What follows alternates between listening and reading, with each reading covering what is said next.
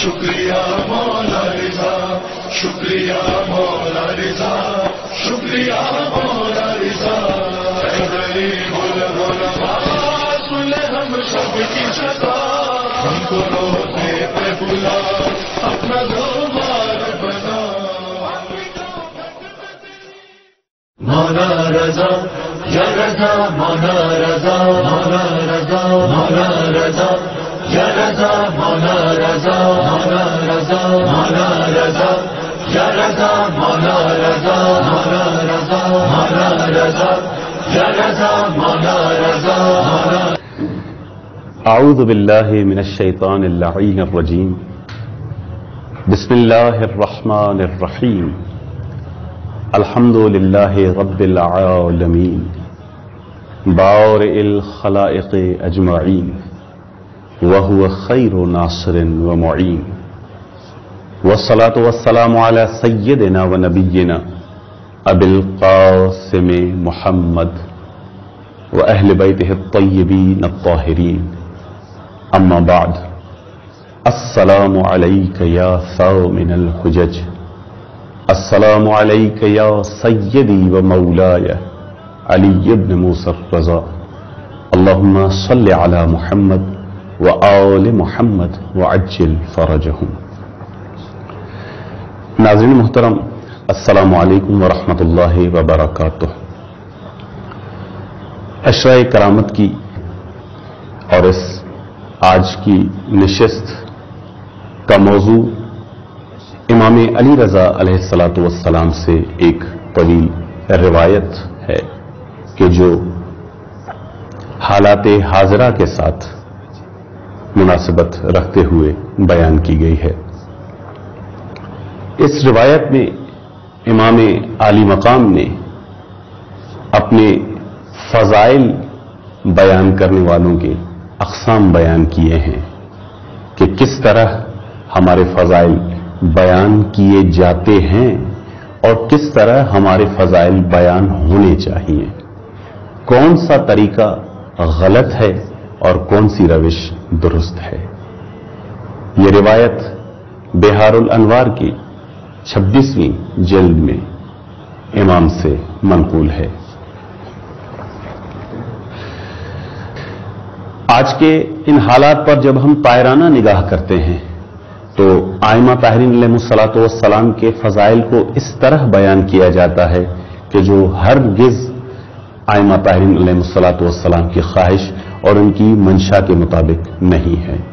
ہمیں ائمہ طاہرین علیہ الصلوۃ والسلام کی فضائل اور ان کی توقیر و تعظیم اس طرح بیان کرنی چاہیے جس طرح وہ خود چاہتے ہیں، تاکہ یہ فضائل کا بیان ہمیں قرب الہی تک رسائی کا سبب بن سکے۔ جس طرح آج کل ہمارے ممبروں سے کچھ کچ فہم افراد اپنی غلط افکار کے نتیجے میں آل محمد کے فضائل کو توڑ مروڑ کر اس طرح بیان کرتے ہیں کہ جیسے عوام الناس کی نگاہ میں آل محمد منفور واقع ہو رہے ہوں۔ تو آئیے اس روایت کے ذیل میں ہم دیکھتے ہیں کہ ہمارے 8ویں امام حضرت امام علی رضا علیہ الصلوۃ والسلام کیا چاہتے ہیں کہ کس طرح ہمیں آل محمد کے فضائل بیان کرنے چاہیے۔ اس روایت میں ابراہیم ابن ابی محمود کا مکالمہ ہے امام کے ساتھ۔ یہ روایت ان سے منقول ہے، ان سے مروی ہے۔ وہ کہتے ہیں کہ قلت للرضا علیہ الصلاۃ والسلام یا ابن رسول اللہ ان عندنا اخبارا فی فضائل امیر المؤمنین علیہ السلام وفی فضلکم اہل البیت وہی من روایت مخالفیکم ولا نعرف مثلها عنکم افندین بها۔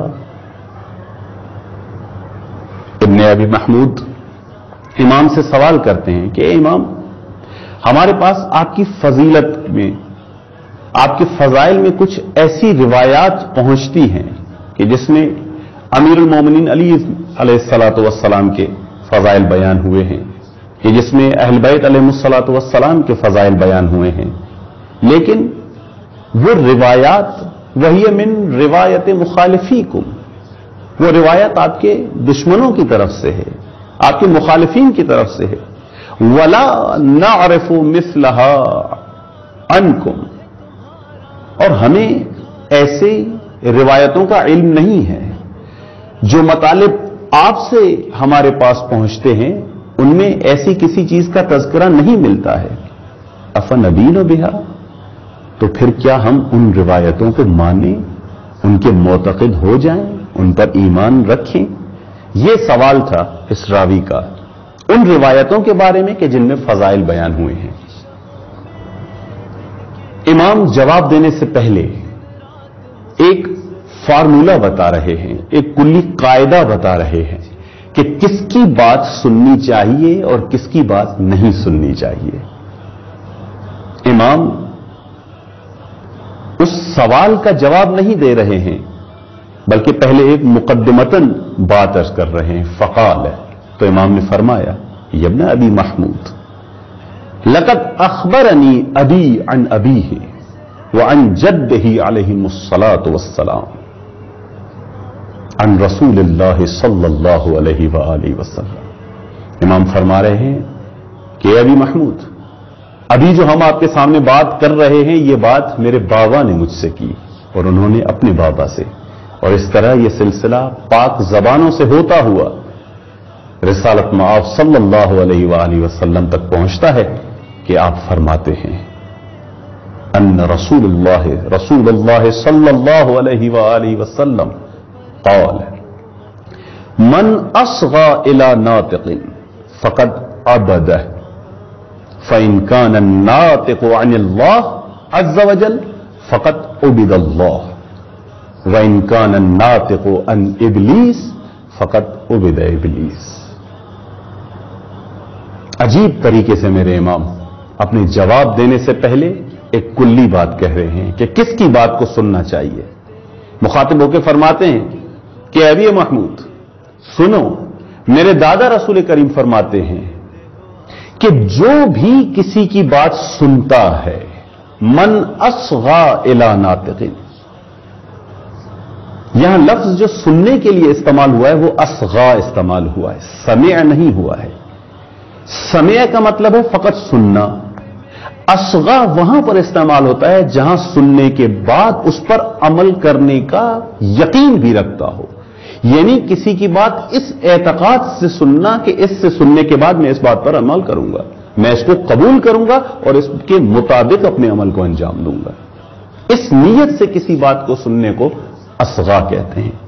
रसूल फरमाते हैं कि अगर कोई किसी की बात इस नीयत से सुने कि मैं इस बात पर अमल करूंगा तो फकत अबत है, तो ये ऐसे है कि जैसे ये शख्स उस नातिक की बात सुनने वाले की इबादत कर रहा है, यानी वो उसकी बात पर अमल कर रहा है। अब फ़इन कान नातिक़ु अनिल्लाह अज़्ज़ व जल फ़क़द अबदल्लाह। अब अगर ये बात करने वाला खुदा का भेजा हुआ है, खुदा की बात कर रहा है, तो ये इस तरह है कि इसके बात करने से जैसे खुदा की इबादत वाक़े हो रही हो, माबूद खुदा वाक़े हो रहा है। कब? जब इसकी जबान से निकलने वाली बात का ताल्लुक खुदा से हो। इन कान नातिक़ु अनिल्लाह, अगर बात करने वाला खुदा की तरफ से है, इसकी बात की निस्बत खुदा की तरफ से है, तो इसके नतीजे में माबूद खुदा वाक़े होगा, यहां इबादत खुदा की होगी। वह इनकान नातिक़ु अन इब्लीस, लेकिन अगर बात करने वाले का ताल्लुक शैतान से है, यह शैतान के इशारों पर बात कर रहा है, यह शैतान के ऐमा पर अपनी जुबान हिला रहा है, तो फ़क़त उबिद इब्लीस, तो इस बात के नतीजे में माबूद इब्लीस करार पाएगा, इबादत इब्लीस की हो रही है। ताल्लुक ये नहीं है कि बात कैसी कर रहा है, ताल्लुक इस बात से है कि किसके इशारे पे बोल रहा है, किसके इज़्न से जबान को हरकत दे रहा है और किस मंशा से अपने मतालिब बयान कर रहा है। अगर खुदा की तरफ से है तो वो माबूद खुदा को करार पाएगा, और अगर शैतान की तरफ से है तो माबूद शैतान करार पाएगा। तो नाज़रीन, आपने मुलाहिजा किया कि इमाम यहां बात को महसूस करने से पहले यह कह रहे हैं कि आप नातिक की तरफ तवज्जो करें, کہ جو بات کر رہا ہے اس کا تعلق کس سے ہے۔ اب یہاں پر رک کر میں ایک اور حدیث کا سہارا لینا چاہوں گا کہ یہ کیسے پتا چلے کہ یہ ناطق عن اللہ ہے یا ناطق عن الشیطان ہے، یہ بولنے والا شیطان کے اشاروں پر ناچ رہا ہے یا یہ خدا کی ایما پر اپنی زبان کو حرکت دے رہا ہے۔ اگر میں الفاظ کو تبدیل کروں، کب انسان اس مقام پر پہنچتا ہے کہ جب اس کی زبان لسان اللہ ہوتی ہے؟ انسان کس وقت اس مرتبے پر پہنچتا ہے کہ جب اس کی زبان اس مرتبے پر فائز ہو کہ جو بھی اس سے صادر ہو اس کا منشا خدا ہے، اس کا منبع خدا ہے؟ کیا کرے انسان کہ جس کے نتیجے میں یہ ہو کہ خدا کہے کہ اس کی ہوئی بات میری بات ہے؟ تو اس کے لیے صرف ایک روایت حدیث قدسی کی صورت میں آپ کی بارگاہ میں عرض کروں کہ جس میں خدا نے یہ واضح کیا ہے کہ ایک مقام عبودیت میں ایسا آتا ہے، بندگی میں ایک مقام ایسا آتا ہے کہ اس شخص کا، اس بندے کے اعضاء و جوارح کی نسبت میری طرف ہوتی ہے، اس کی زبان میری زبان ہے، اس کی سماعت میری سماعت ہے، اس کا نطق میرا نطق ہے۔ اور وہ مرحلہ کب آتا ہے؟ تو خدا فرما رہا ہے حدیث قدسی میں، اذا احببت عبدی، جب بھی میں کسی بندے سے محبت کرتا ہوں، جب بھی میں کسی بندے سے عشق کرتا ہوں تو کنت لسان الذی ینطق بہ، جب وہ بندہ میرا محبوب قرار پاتا ہے تو میں اس کی وہ زبان بن جاتا ہوں کہ جس سے وہ کلام کرتا ہے۔ کنت سمعہ الذی یسمع بہ، میں اس کی وہ سماعت بن جاتا ہوں جس سے وہ سنتا ہے۔